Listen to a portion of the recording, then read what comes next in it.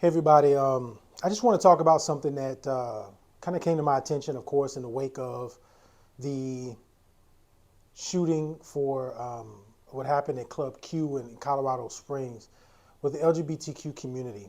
Of course, this is social media, man. A lot of people, all of us, we're going to have our opinions. We're going to have our perspectives on this. But the one thing I think is weird and what I think we need more of is empathy. As a channel, and I won't say the channel's name because I really don't want to give it notoriety. I actually like the person, but I'm not going to say their name just because, I'm just not going to give them the time of day. But this person got on a video and they were hollering about, basically they were invalidating, sound like they were invalidating the experience that the people in that club was having. He also talked about like, how could scared gay people, wrestle down a gunman when they don't know anything about guns. And that was very, very, very hard for me to hear. I didn't understand it. The way he framed it, he framed things as, the gun owners versus them, basically. It was like, we're gun owners and these gay people in that club don't know anything about guns. And of course, this is extremely subjective because he doesn't even know the people who were involved. And I think putting out that rhetoric does have a negative, it has a negative effect on things of what we may be trying to accomplish in the Second Amendment community. Being that, how can we get people who may be anti-gun to understand what the Second Amendment is all about, what having guns is all about, at if every chance that someone gets, they're always pinning us against them. Okay? Just yesterday, I got a call from 3 people. And those 3 people each asked me, I kid you not, these 3 people asked me, the first thing they said, hey, do you work with LGBTQ people or people from the LGBTQ community? Now, I'll tell you, I was kind of thrown off a little bit because I thought that was weird. That's like me calling somebody and asking like, hey, do you work with black people, right? So it was a little weird, and it was actually pretty sad that someone had to ask me this. But I knew why they were calling, and they were calling in the wake of the shooting, mainly out of a lot of fear, okay? Now, I don't know a whole bunch about that community. I really don't. But these phone calls of these 3 people, I'm sure they didn't know each other, and if they did, it's cool. But they all asked me, do I work with people from the LGBTQ community? I found that very strange, but it has weighed in on my perspective about things, right? Like I have simple empathy for people. I have, compassion for people. But in my head, I'm like, why would I deny you the right to defend yourself if you call in and asking for help? So very strange, very heartbreaking actually to hear that. And for me, that was like, I see why some people don't really understand the Second Amendment, why people who are gun supporters and owners do what they do, is because we don't have enough empathy, right? We just don't have enough empathy for people in general. I'm not just talking about LGBTQ, but people in general. And I'll be honest, like in the 2A world, in the Second Amendment world, man, there's so many opinions and assholes. There's so many people that try to go into absolutes. The political and social views are so strong. And that's just not in the 2A community, be on both sides. It's so strong that it actually alienates Americans from actually wanting to be a part of this. People that may have different views, right? How are you supposed to win somebody over if we continue to say things about them or their culture or their community that they are not, basically it sounds like this, if I can put it in perspective. Well, we're the sheepdogs and y'all just the sheep. That's what it sounds like. And I can't get down with that, right?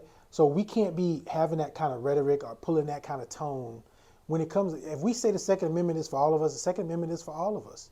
Just because they have a different point of view, maybe politically or socially, doesn't mean that we got to still marginalize them, right?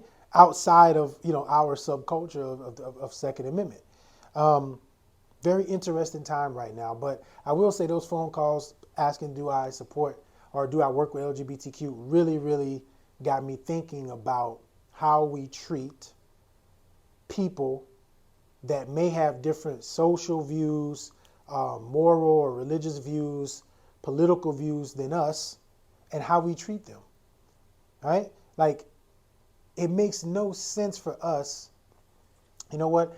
I digress. I'm not going to sit up here and talk a whole long time on this video, but I do want to say that there are some Second Amendment wackos out there. And there are some people out there in our community, the firearms community, who thinks, well, we the sheepdogs, they don't know anything about guns, right? And the person questioned whether or not the gay people could actually take down a gunman. Actually take down a gunman.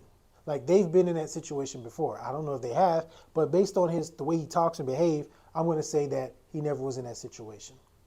So here we are marginalizing people's experience, traumatic experience at that. I got it. This is social media.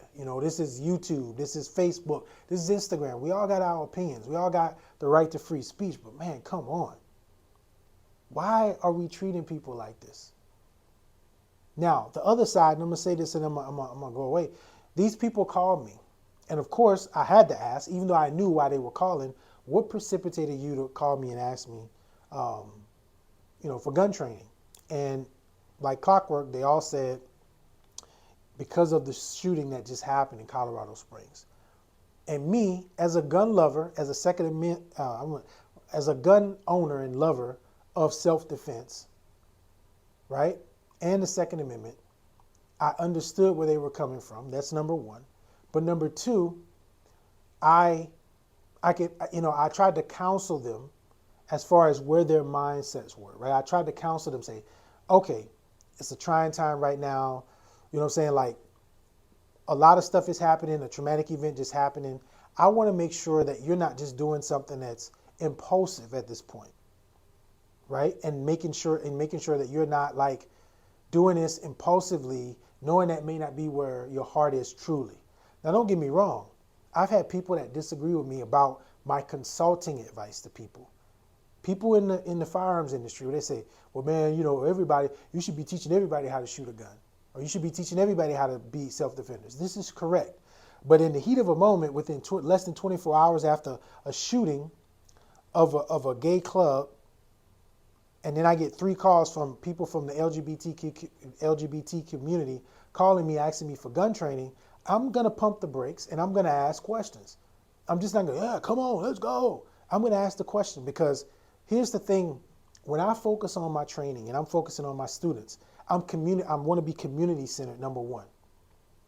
And to be community centered, I make sure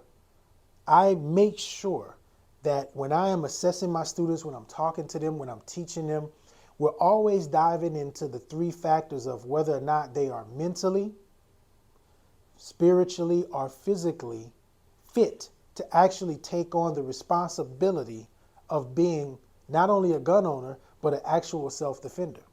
And this was one of those times where I said, you know what? Let's talk about this. I'm not denying you anything. I'm not denying you that right at all, because that's your right to want to defend yourself. But I am going to ask some questions. And one person was like, you know what? You are right. I'm being extremely impulsive right now, Alex. And I think that, I don't know what I was thinking. I'm just afraid. I'm just scared. So having to process that with a person, and that just don't happen to gay people, guys. That happens to everybody. Somebody might see somebody that walked around their house, or, they got into a road race incident, and then they said, I got to have a gun. But in their hearts, they're not really there yet. In their minds, they're not really there yet. Physically, they are not there yet. So as a firearms instructor, as a firearms coach, that's why I call myself a coach. I just don't say, everybody, come one, come all, like, we're going to do all this training and blah, blah, blah. Don't get me wrong. When I consult, I'm not denying them that right.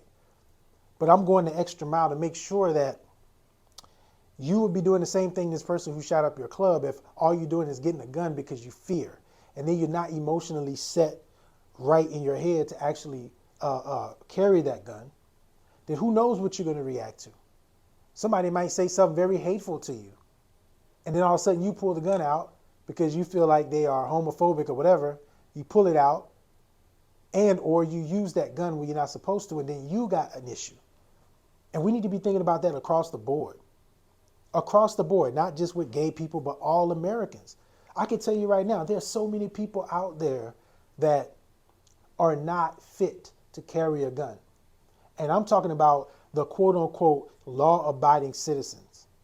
They are not fit. So when I talk about people that shouldn't have guns, there's usually some factors there. And one of them is, the criminal element. Of course, we don't want criminals to have guns. Number two, the mental health of a person. Are they stable enough to have a weapon? And number three, the moral character of a person. Can they exercise actual good judgment? I take that into account. So there are people who are law-abiding citizens who have horrible judgment and moral character. Horrible. And sometimes it's only a matter of time before they make a bad decision with their gun. So that's why I consult. That's why I counsel potential students or even students to understand that this thing is bigger than just getting a gun, having it on you, and it's solving all your problems. It doesn't solve all of the problems. Now that person who said, Alex, you know what, you're right, they're going to go back, they're going to evaluate this decision. And bad things may happen to them. But in their head, they're probably thinking, man, I lived my life this long. I'm not really into guns. I guess I don't need one, right? But everybody's afraid right now. That community is terrified. Hell, all of our communities are terrified with the way things are going now, with crime, the uptick in assaults and the killings and shootings and stuff like all this, robberies. Everybody's afraid. So we got to start thinking beyond this, I got my gun and this is it. We got to get beyond that. So the purpose of making this video was really about having empathy for people, all people, not just LGBTQ, but everybody. Having that empathy. And that just because you got a gun or you know something about guns don't make you more than a person who doesn't have a gun. Because at the end of the day, you probably ain't shit with a gun. See what I'm saying? Sometimes we got to dive into that mindset. And there is a mindset in our community. I don't care if y'all want to report my video. I don't care what if you want to unfollow me. I don't care about that. But the truth is, there are people in our communities of firearms, in this business, that have that mindset. And it's horrible. We got to have more empathy. We got to be able to look at someone who's on the other side. And we got to stop spewing all this rhetoric that does nothing but divide us. Right? Y'all going to learn, like, those of you who have seen my race, the thing where I talk about, the video where I talk about white supremacy and the need for guns, there are some people who really get that screwed up and think I am trying to divide people or some kind of way get hung up on race. Nope. I'm making a point, probably more of a political and social point, of people who say we don't need guns, right? But at the same time tell us that we should be afraid. So that's a whole different ballgame, but it's tragic what happened. My condolences truly go out to that, to those people who were affected. Like, it's not a play. This is not for YouTube or social media. I really feel bad. And those calls that I got yesterday really makes me feel sad. It really does, because I'm like, damn, I couldn't imagine having to call somebody and say, do you work with black people? Do you work with males? Now, a lot of people are going to watch this video. Y'all going to have something real snobbish, real slick to say. Well, say it, get it off your chest, and we move on. You have the right to the First Amendment as well. But all I'm doing is trying to encourage people to say, look, man, this is a tragic thing.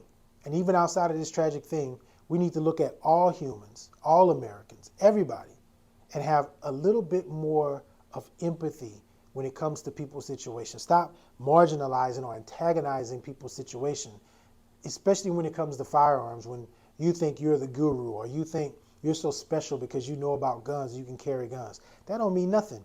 Just because you got a gun don't mean nobody can't shoot you and kill you. Doesn't mean anything. You just have a tool, an option that you can access in the case. Because who says that just because you have the gun and you're in a gunfight that you're going to win? A lot of people just don't believe. You know what? Again, I digress. I don't want this video to be long, but stay tuned for more. Please, this is a new channel of mine. I like to talk about subjects like this, as you can see. But if you like the content and all the content that you haven't seen, please go check it out. I would love if you would like this video and many more, and subscribe and stay tuned for more content. Y'all have a great week, and yeah, peace.